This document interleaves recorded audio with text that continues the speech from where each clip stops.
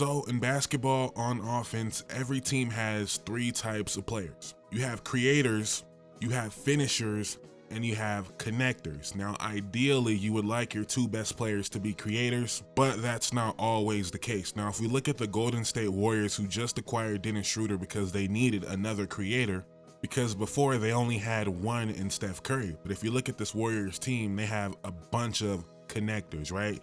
Draymond, chief among them, Pods, Slow-Mo, Kevon Looney, right? Then they have their play finishers in TJD, Kuminga, Wiggins, Buddy Hield, right, with the shooting, Moody to a certain extent. Moody's kind of in between. GP2 is a play finisher. But when you have real creators, sometimes that connector is not as important. I'm not saying connectors aren't important, but when you have creators, what's more important is someone that is a really good finisher. So the Warriors bring in Schroeder, yet they're still running nearly no pick and rolls. Dennis Schroeder has been bad. He'll probably shoot better. But also, anybody could have told you this was not a Dennis Schroeder system, right? The Warriors said we got to change up. You know, we need Dennis Schroeder because he brings something different.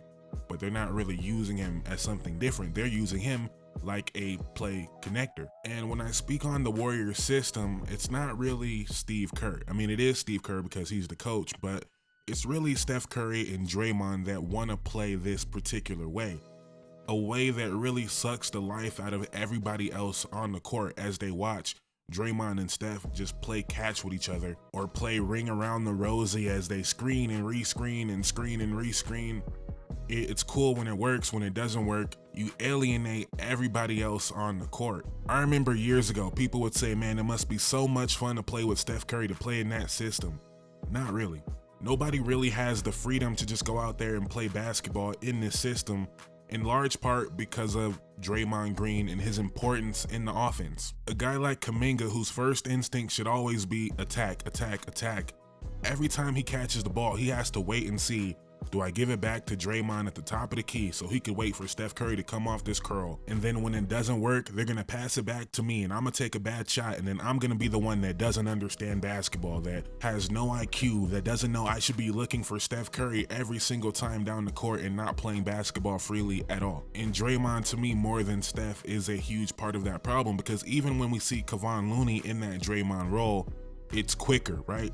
He doesn't hold. If it's not there, he moves the ball. Draymond will stand there, hold the ball, because it's so important that he makes the play. Kevon Looney, Slow-Mo, they'll look for Steph, but if Steph's not there, they're going to play basketball and keep it moving. If the pass isn't there, Slow-Mo will take the little floater. But when we're talking about a team that cannot score, everybody looks around and says, man, Wiggins, you got to do more. Kuminga, you should be taking the leap. Pod, you were supposed to replace Clay. No one talks about the fact that your second most important player, who has the ball the second most on the team, maybe the most on the team, can't score. And why is that the way you want to build your team in 2025? And sorry if I'm in repeat mode for you guys that have been watching a long time, but we have a ton of new subscribers, so I gotta go in repeat mode again for a second. But the Warriors are so entrenched on Draymond being a focal point of their team, they're not even looking around considering moving Draymond. Even like the Warriors fans, like they'll talk about every single way to improve the team. They'll talk about how they can't score, how Steph needs a second option, but no one ever brings up the fact that Steph's partner in crime, the two-man game, is with a guy that can't score. So why not replace that? That's never even brought up. And let's say the Warriors go out there and get a real number two option, right? Where's Draymond gonna be when they do their two-man game? Because he's not a finisher. This might be an extremely hot take, right? But I feel like the duo of Steph Curry and Kevin Durant is extremely overrated. Not the team, the duo of Steph Curry and Kevin Durant. Because Draymond Green was always in the middle of that action. It had to get from Steph to Draymond to KD, from KD to Draymond to Steph, right? We didn't really get to see too much of Steph Curry, Kevin Durant two-man game, because where would Draymond be in that scenario? And I'm not even saying that was the wrong or right move to make, right? Clearly it worked out for them. Draymond Green was a much better player at that time. But right now in 2025, trying to build with Draymond being such an important piece of your offense just doesn't seem smart. And you guys might say I'm reaching with this one, but do you guys think it's a coincidence that we've only seen Draymond really butt heads with two teammates that happen to be the only other real shot creators of the Steph Curry era?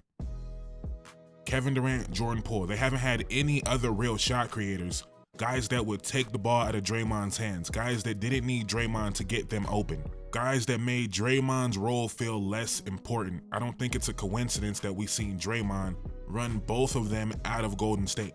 Again, sorry to be in reruns, but this summer, the Warriors went out and tried to get Lauri Markkanen and Paul George. Two guys that won't challenge Draymond's importance on the team at all. Even though Paul George should probably have the ball more, if Paul George was on this team, Draymond would still have the ball more because you know Paul George's personality. And Lauri Markkanen doesn't play make. And I do understand trying to make one of your best players look better, getting players that fit with him. But again, in 2025, maybe the actual thing to take away is he probably shouldn't be one of your best players anymore, and he probably shouldn't be so untouchable in all these conversations. And before, even with all those negatives on offense, he would get to the rim more, but more importantly, he was the greatest defender of a generation. In my opinion, it's Draymond then AD. He's not that anymore. He's just a very good defender, maybe even elite defender, but not best in the world anymore. To me, the trade-off is no longer worth it for that reason, and the fact that Steph Curry at this point in his career needs a two-man game with someone that can actually do their own side of it. Now, I'm not saying trade Draymond right now this year, but I am saying it's probably important to start looking at the future of this team if you still believe in Steph Curry, right? If you still believe Steph Curry can be one of the best in the NBA, which I understand if you have your doubts about that as well because he has not been playing great. But if you still have plans on winning again with Steph Curry, I think it's pretty obvious at this point you should look at ways to do that without Draymond or with a minimized Draymond role. And I'm not sure Draymond will take that, as we've seen Klay would not take a minimized role. But just hearing the Warriors talk, hearing Steve Kerr talk, the comments he made about Kuminga, it doesn't seem like they want to go anywhere different.